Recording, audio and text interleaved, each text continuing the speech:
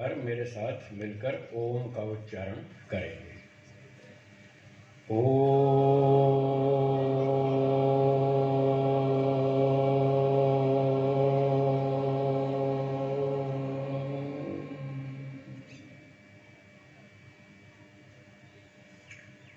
आदरणीय मंचस्थ महानुभाव, अतिथिगण, ब्रह्मचारीगण, समय तो बहुत हो रहा है, थोड़ी सी बातें मैं भी कहना चाहता हूँ। आज जिन विद्यार्थियों को प्रमाण पत्र दिए गए,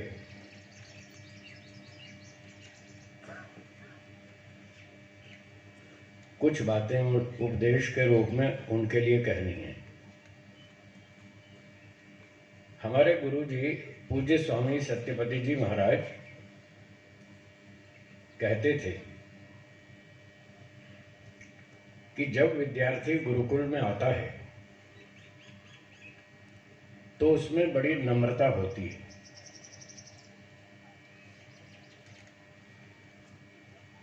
क्यों होती है? वो कुछ जानता नहीं, कुछ सीखने के लिए आया है, तो सबके पांव छूता है, गुरुजनों के पांव छूता है, बड़ों का आदर सम्मान करता है, झुक झुक के नमस्ते करता है। तो जब वो नया नया आता है तो ऐसी स्थिति होती है। ठीक बात है। फिर गुरुजी कहते थे कि जब वो दो चार दर्शन पढ़ जाता है तो उसमें एक रोग उत्पन्न होता है, और वो सब में होता है, सिर्फ गुरुकुल वालों में नहीं, सारी दुनिया में होता है, सबके अंदर होता है। वो रोग कौन सा होता है समझ गए होंगे आप? समझ गए ना? अभिमान आता है। अब तो मैं सब कुछ जानता हूँ। ये क्या जानते हैं? ये गुरुजी क्या जानते हैं? कई कई तो गुरुजी से भी टक्कर लेते हैं, ऐसे भी होते हैं। तो हमारे गुरुजी कहते थे कि जब व्यक्ति कुछ विद्या पढ़ लेता है, कुछ व्याकरण पढ़ लेता है, कुछ दर्शन शास्त्र पढ़ लेता है, कुछ और शास्त्र पढ़ लेता है, चाहे वो, मैं औरों की भी बात जोड़ के बोल रहा हूँ, कोई एमटेक कर लेता है, कोई सीए कर लेता है, कोई बाहर की कोई भी डिग्री ले लेता है, तो स्वाभाविक बात है उसमें अभिमान आता है कि अब मैं बहुत कुछ जानता हूँ। ठीक बात। अब आप बहुत कुछ जानते हैं, पहले नहीं जानते थे तो आप में सभ्यता थी, नम्रता थी, और झुक झुक के नमस्ते करते थे। पर पढ़ाई करने के बाद जो अभिमान आता है उससे हमको बचना चाहिए, ऐसा गुरुजी कहते थे।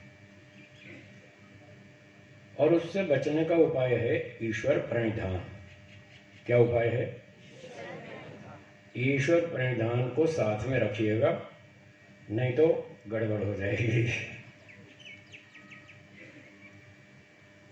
ईश्वर समर्पण आर्य समाज के पहले नियम में महर्षि दयानंद जी ने उसको सरल हिंदी भाषा में लिखा है। पहला नियम याद होगा आपको, बोलिए। सब सत्य विद्या और जो पदार्थ विद्या से जाने जाते हैं उन सबका आदि मूल परमेश्वर है। तो आपके पास जितनी विद्या है उसका आदि मूल परमेश्वर। आपके पास जितनी विद्या है, इनके पास जितनी विद्या है, धन है, बल है, पोस्ट है, पद है, प्रतिष्ठा है, जो भी कुछ है, उस सब का आदि मूल परमेश्वर है। वहां से चला सब कुछ हमारे पास आया, चलते चलते चलते पीढ़ी दर पीढ़ी परंपरा से आया। आपका क्या है? सिर्फ 1% पुरुषार्थ है। मैंने पहले भी सुनाया था, फिर सुना देता हूँ। कई बार लोग कहते हैं गुरुजी क्या वही पुरानी बातें बार बार दोहराते रहते हो, वही बातें सुनाते रहते हो। मैंने कहा 50 साल से वही पानी पी रहे हो, आप नया पानी लाओ ना। वही मूंग की दाल खा रहे हैं 30 साल से, 40 साल से, 50 साल से, वही चावल खा रहे हैं, वही गेहूं की रोटी खा रहे हैं, और मैं जब भी आपके यहाँ आता हूँ आप मुझे वही दाल चावल खिलाते हैं। आप मुझे कौन सा नया भोजन खिलाते हैं? आप भी तो वही दाल चावल रोटी खिलाते हैं, तो मैं भी आपको वही पुरानी बातें सुनाऊंगा। कभी कोई नहीं कहता साहब ये पानी पुराना हो गया, 50 साल हो गए, कोई नया पानी लाओ। ये हवा पुरानी हो गई है, कोई नई हवा लाओ, इससे तो हम थक गए। कोई नहीं कहता। क्यों नहीं कहता? क्योंकि उससे हमको रोज नई शक्ति मिलती है, उस दाल रोटी से, सब्जी से, पानी से, वायु से रोज नई शक्ति मिलती है। इसलिए हम पुरानी चीज़ों को बार बार दोहराते हैं। तो इसी प्रकार से ये पुरानी बातें बार बार दोहराई जाती हैं, व्यक्ति भूल जाता है। न्याय दर्शन में बताया ज्ञान अनित्य है, थोड़ी देर में व्यक्ति भूल जाता है। तो गुरुजी बार बार याद दिलाते थे, ईश्वर प्रणिधान करो, पूरा दिन ईश्वर समर्पित रहो, ईश्वर को साक्षी मान के सारे काम करो। विद्या पढ़ने से अभिमान का रोग सब में आता है, उससे बचने का तरीका है सब कुछ ईश्वर का है, हमारा कुछ नहीं। पिछली बात फिर दोहराता हूँ जो मैंने पहले सुनाई थी, हमारी सारी प्रगति में, योग्यता में, बुद्धिमत्ता में, धन संपत्ति में, जो भी शक्ति जिसके पास है, जिस प्रकार की भी, वो जो आपको प्राप्त हुई जब आप संसार में आए थे, तब आपके पास इतनी योग्यता नहीं थी। आपको बैठना उठना भी नहीं आता था, बोलना चलना भी कुछ नहीं आता था, सब माता पिता ने सिखाया, गुरुजनों ने सिखाया। कुछ दिन पहले मैंने व्हाट्सएप पर एक मैसेज पढ़ा, उसमें लिखा था कि जिस माँ ने बच्चे को बोलना सिखाया, अब वो बच्चा अपनी माँ को चुप कराता। माँ तो चुप रह, तुझे कुछ नहीं पता। बच्चे जब बड़े हो जाते हैं तो माँ को चुप कराते। देखा होगा आपने, देखा या नहीं? हाँ। तो जिस माँ ने हमको बैठना सिखाया, बोलना सिखाया, चलना सिखाया, आज हम उसी को कहते हैं तुम्हें कुछ नहीं मालूम, हमें सब मालूम है। तो ये अभिमान का लक्षण है, अभिमान से बचना चाहिए। हो सकता है कुछ बातें आपने माँ से ज़्यादा सीख ली हो सकता है ऐसा, फिर भी माँ को ऐसा नहीं कहना चाहिए। अपने प्रधानमंत्री मोदी जी, उनके वीडियो फोटो आपने देखे होंगे, प्रधानमंत्री बनने के बाद भी अपनी माँ के पाँव छूते थे, हाँ या ना? बस, तो ऐसा हमको इन अच्छे लोगों से, बुद्धिमानों से, महापुरुषों से हमें ये बातें सीखनी चाहिए। तो महर्षि दयानंद जी ने सत्यार्थ प्रकाश के दूसरे समोल्लास में लिखा है, मातृमान पितृमान आचार्यवान पुरुषो वेद। जिसको अच्छी माता विदुषी धार्मिकी मिल जाए, जिसको अच्छा विद्वान पिता मिल जाए, धार्मिक सदाचारी, और जिसका आचार्य उत्तम हो, जिसको ये 3 उत्तम शिक्षक मिल जाते हैं, उसका बेड़ा पार हो जाता है। वो बुद्धिमान बनता है, धार्मिक बनता है, सदाचारी बनता है, उसका जीवन सफल हो जाता है। तो एक तो मैं उपदेश देना चाहता हूँ इन स्नातकों को और विद्यार्थियों को कि जैसा ऋषियों ने बताया, मातृमान पितृमान आचार्यवान पुरुषो वेद, इन 3 लोगों से कभी नहीं टकराना, इन 3 को ऊपर रखना, हमेशा उनका आशीर्वाद लेते रहना, आपकी गाड़ी अच्छी चलेगी, आपको अभिमान नहीं छुएगा, आपका जीवन सफल हो जाएगा, आप अच्छी प्रगति करेंगे। पढ़ते लिखते तो बहुत हैं, विद्या ददाति विनयम, सुना है ना? सुना है ना? तो विद्या हमको विनय, नम्रता देती। अगर विद्या पढ़कर अभिमानी हुए तो इसका मतलब विद्या नहीं पढ़ी आपने, अक्षर पढ़े हैं। अक्षर ज्ञान अलग चीज़ है और विद्या का वास्तविक स्वरूप अलग चीज़ है। जो व्यक्ति विद्या के वास्तविक स्वरूप को समझ रहा है वो अभिमानी कभी नहीं होगा, वो सदा विनय पूर्वक, नम्रता पूर्वक अपना जीवन जिएगा। तो ये विद्यार्थियों के लिए सूचना थी। और पीछे गृहस्थी लोग भी आए हुए हैं, कुछ उनके लिए भी सुना दूँ। लोग पूछते हैं जी घर में रह के हम क्या करें, तो आपके लिए एक पंचसकार चूर्ण है, वो दे रहा हूँ। आयुर्वेद में एक पंचसकार चूर्ण होता है, सुना होगा आपने। वो थोड़ा स्वास्थ्य रक्षा के लिए होता है, पेट साफ करने के लिए। पर मैं जो आपको पंचसकार चूर्ण दे रहा हूँ वो पंचसकार सूत्र है, अपने जीवन की सुरक्षा के लिए। पंचसकार का मतलब स से आरंभ होने वाली 5 बातें, पंचसकार, स अक्षर वाली 5 बातें। तो उसमें सबसे पहली बात है समय का पालन करना। पहला सकार क्या है? समय का पालन करना। वो हमको बचपन से माता पिता ने सिखाया, गुरुजी ने भी सिखाया, सब अच्छे विद्वानों ने सिखाया कि समय का पालन करना चाहिए। तो पंच सकार सूत्र में पहला सकार क्या है? समय का पालन करें। समय की बहुत कीमत है। एक वर्मा जी साइंटिस्ट हैं, अहमदाबाद में रहते थे, अभी अमेरिका चले गए, बड़े अच्छे विद्वान। तो एक दिन वो समय की बात बता रहे थे कहने लगे एक विद्यार्थी परीक्षा में फेल हो गया 1 साल, उससे पूछो 1 साल की क्या कीमत होती, उसको पता है, वो फेल हो गया। फिर जो ट्रेन यात्री होता है 2 मिनट पहले उसकी ट्रेन छूट गई, उससे पूछो 2 मिनट की क्या कीमत होती, उसको समझ में आती। फिर उन्होंने कहा कि ये जो रॉकेट उड़ते हैं ना, सैटेलाइट जाते हैं, वो फिर धरती पे वापस आते हैं, तो उनकी तो एंट्री पृथ्वी की कक्षा में एंट्री सेकंड्स में होती, सेकंड्स में। ये वर्मा साहब ने बताया कि अगर वो जो सैटेलाइट नीचे वापस आ रहा है धरती पर, अगर 1 सेकंड लेट हो गया, जिस समय उसको पृथ्वी की कक्षा में एंट्री करनी है, यदि उससे वो 1 सेकंड लेट हो गया तो 15 साल तक वो आकाश में घूमेगा, उसके बाद लौट के आएगा दोबारा। 15 साल। अब आप उस साइंटिस्ट से पूछो 1 सेकंड की क्या कीमत होती है। तो समय की बहुत कीमत होती है अपने अपने क्षेत्र में, अलग अलग स्तर पर। तो पहला साकार सूत्र है समय का पालन करें, सारा का टाइम टेबल बनाएं 24 घंटे का, जैसे यहाँ गुरुकुल में चलता है। आप लोग भी घर में अपना टाइम टेबल बनाएं, 10-11 बजे सोना, 4-5 बजे उठना, इस तरह से, और पूरा दिनचर्या तय करना। दूसरा साकार सूत्र है साधना करना। हाँ जी, दूसरा क्या बोला? साधना करें। अगर जीवन को आनंदित बनाना है, प्रसन्नता से युक्त बनाना है, तो साधना करें। साधना 2 तरह की होती है। एक तो आंख बंद करके ईश्वर का ध्यान करें, उससे मन की शुद्धि, मन की पवित्रता और ईश्वर के प्रति प्रेम, श्रद्धा आदि आदि बहुत सारे गुण प्राप्त होते हैं। तो सुबह शाम बैठकर ध्यान करना, ये साधना का एक भाग। और साधना का दूसरा भाग है दिन भर ईश्वर को साक्षी मानकर काम करना। दिन भर के व्यवहार में बहुत सारे बाधक आपके सामने आते हैं। काम, क्रोध, लोभ, ईर्ष्या, द्वेष, अभिमान, बहुत सारे दोष आते हैं, हमारे सामने आते हैं।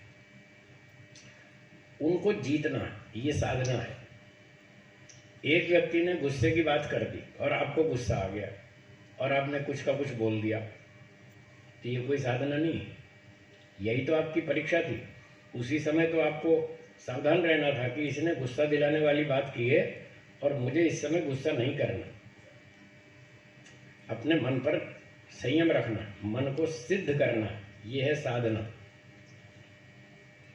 गुरुजी एक दिन सुना रहे थे, गुरुकुल झज्जर में जब वो पढ़ते थे तो 2 विद्यार्थियों में झगड़ा हो गया और झगड़ा बढ़ गया तो गए गुरुजी के पास, फिर शिकायत हो गई। एक विद्यार्थी ने कहा, गुरुजी देखो, इसने मुझे गाली दी। अच्छा, फिर तुमने क्या किया? फिर मुझे गुस्सा आ गया, फिर मैंने थप्पड़ मार दिया। बोला, इसने गाली दी और तुम्हें गुस्सा आ गया, वही तो तुम्हारी परीक्षा थी, तभी तो तुम्हें गुस्सा नहीं करना था। अगर ये तुम्हारे सामने खीर की थाली रख देता तो तुम्हें गुस्सा आता क्या? क्यों जी? फिर आएगा? तो थाली खीर की रखेगा, फिर तो गुस्सा क्यों आएगा? गुस्सा तभी तो आता है जब कोई उल्टा सीधा व्यवहार करेगा। वहीं तो परीक्षा है, वहीं तो सावधान रहना है। तो गृहस्थ जीवन में ऐसे बहुत सारे अवसर आते रहते हैं। अड़ोसी पड़ोसी, घर के लोग, बाहर के लोग कुछ ना कुछ बोलते रहते हैं, उल्टे सीधी बातें करते हैं, आरोप लगाते रहते हैं। उसी समय संयम रखना है, उस समय गुस्सा नहीं करना। लोभ का अवसर आएगा तो हाँ, लोभ नहीं करना। बता रहे थे, गाय 20 किलो खा सकती है तो 20 किलो खा के फिर छोड़ देगी, वो लोभ नहीं करती। तो ऐसे ऐसे हमको साधना करनी है, ये सारे दिन चलेगी। दिन में जितने भी प्रतिकूल अवसर आएंगे वहाँ सावधान रहें, ये है साधना। तीसरा साकार है सेवा। हाँ जी, तीसरा क्या है? सेवा करो। अपने घर का काम तो सभी करते हैं, अपने बच्चों का पालन तो सभी करते हैं, कुछ समाज का भी करो, इसका नाम है सेवा। घर में भी करो, कोई बात नहीं, वो भी ज़रूरी है। और बाहर जब समाज में जाते हैं तो समाज में जाके सेवा करें। शरीर से करें, धन से करें, विद्या से करें, बुद्धि से करें, बल से, ताकत से करें, जिससे कर सकते हैं थोड़ी थोड़ी समाज की सेवा ज़रूर करें। आपने देखा हो, हमने तो देखा है, गुरुद्वारों के अंदर बड़े बड़े अधिकारी जाते हैं, वहाँ झाड़ू लगाते हैं, पोछे लगाते हैं, जूते साफ करते हैं, वहाँ लाइन में लगाते हैं, बड़ी सेवा करते हैं, भोजन खिलाते हैं, टाट पट्टी बिछाते हैं, भोजन बांटते हैं, बहुत सेवा करते हैं। तो सेवा एक बहुत अच्छा गुण है, इससे बहुत पुण्य मिलता है। अगर आप जल्दी सुख प्राप्त करना चाहते हैं, जल्दी खुश होना चाहते हैं, तो उसका उपाय है सेवा। सेवा शुरू करो, देखो आपको तत्काल आनंद मिलेगा, ईश्वर आपको अंदर से आनंद देगा। तो ये छोटी छोटी बातें हैं जो हम अपने जीवन में लाएंगे तो हमारा जीवन सुखमय बनेगा, अच्छा बनेगा, आनंदित बनेगा। 3 बात हो गई, थोड़ा सा दोहरा लें। पहली क्या बताई थी? समय का पालन। दूसरी साधन। और तीसरी सेवा। और चौथी है स्वाध्याय, शास्त्रों का अध्ययन करना। ये ब्रह्मचारी लोग तो पढ़ते ही हैं, तो गृहस्थी लोगों को भी टाइम थोड़ा सा निकालना चाहिए। काम धंधे करते हैं, उसमें लगे रहते हैं, करना चाहिए, वो भी ज़रूरी है। पर थोड़ा 20 मिनट, 15 मिनट, आधा घंटा कुछ समय तो निकालें स्वाध्याय के लिए। नहीं तो ऐसे ही सारा जीवन निकल जाएगा, बुढ़ापे तक भी पता नहीं चलेगा, ये पता ही नहीं चलेगा हम कौन है, कहाँ से आए, कहाँ जाएंगे। तो थोड़ा थोड़ा स्वाध्याय भी करें, ऋषियों के ग्रंथ पढ़ें। ऋषियों के ग्रंथ प्रामाणिक होते हैं, या तो ईश्वर का वेद वो प्रामाणिक, या वेदों को पढ़कर ऋषियों ने जो कुछ बताया वो प्रामाणिक। बाकी सब उनके अनुकूल है तो ठीक है, अनुकूल नहीं है तो गड़बड़। तो सब पक्की बात मिलती है, 100% शुद्ध मिलती है, तो वही बात सीखनी पड़नी चाहिए। वो मिलती है ऋषियों के ग्रंथों में। तो थोड़ा थोड़ा ऋषियों के ग्रंथ भी ज़रूर पढ़ें, प्रतिदिन पढ़ें, आधा घंटा, 20 मिनट, 1 घंटा, जितना समय मिले। ये स्वाध्याय का काम हो गया। अब कितने हो गए? 4 हो गए। तो समय का पालन और साधना और सेवा और स्वाध्याय, और अंतिम सकार है सत्संग, पांचवा क्या है? सत्संग जरूर करें। आजकल वैसे तो पुराने समय में तो यही था भाई, विद्वान आते रहते थे, सत्संग चलते थे, आर्य समाज में चलते थे, परिवारों में चलते थे, और कई संगठनों में ऐसे सत्संग होते रहते थे। अच्छे विद्वानों के प्रवचन होते थे, धार्मिक सदाचारी सन्यासियों के, उपदेशकों के प्रवचन सत्संग होते रहते थे। अब ना तो इतने सन्यासी मिलते हैं और ना इतने कार्यक्रम आयोजित होते हैं। तो फिर आजकल एक दूसरी सुविधा निकली है, यूट्यूब ऑनलाइन। कुछ लोग ऑनलाइन पढ़ाते हैं, कुछ लोग यूट्यूब पे पढ़ लेते हैं। तो कैसे भी करके सत्संग ज़रूर करें। अगर आसपास में कोई विद्वान मिले तो साक्षात उसका प्रवचन सुने, जैसे अब आप सुन रहे हैं। सुबह से यहाँ से बहुत वक्ताओं ने बहुत अच्छी अच्छी बात आपको सिखाई। तो ऐसे सत्संग में जाना चाहिए। स्वाध्याय भी करें, सत्संग भी करें, दोनों आवश्यक है। गुरु जी कहते थे कुछ बातें हमें स्वाध्याय में समझ में आती हैं शास्त्र पढ़ने से, और कुछ बातें रह जाती हैं, शास्त्र में समझ में नहीं आई। जो रह जाती हैं वो सत्संग में समझ में आती हैं, प्रवचन सुनने से। तो कुछ बातें स्वाध्याय से, कुछ सत्संग से, और फिर भी कोई बात रह जाए तो फिर शंका समाधान कर लो। तो शंका पूछ लो, उसका समाधान हो जाए तो आपकी समस्या पूरी हल हो जाएगी। तो ये था 5वां सकार। तो बाकी गृहस्थ लोगों के लिए ये 5 सकार सूत्र है। कृपया इन 5 सकारों का पालन करें, जीवन को अच्छा बनाएं, खुशहाल बनाएं, प्रसन्न रहें, स्वयं भी अपने जीवन को सफल बनाएं, आने वाली पीढ़ी को भी इस प्रकार से मार्गदर्शन करें। तो समय को अधिक नहीं बढ़ाता हूँ, इतना ही कहकर विराम देता हूँ। आप सबको बहुत बहुत धन्यवाद। हाँ, एक बात और याद आ गई, अभी ये दान की सूची सुना रहे थे तो मुझे भी कुछ इच्छा हुई, मैं भी कुछ सेवा कर दूँ। तो 25,000 रुपये कन्या गुरुकुल को मेरी ओर से मैं समर्पित करता हूँ। धन्यवाद। ये यज्ञ के लिए हैं, जो यहाँ आपकी यज्ञशाला में प्रतिदिन यज्ञ होता है, उसके लिए 25,000 रुपये। धन्यवाद। बहुत बहुत धन्यवाद स्वामी जी का।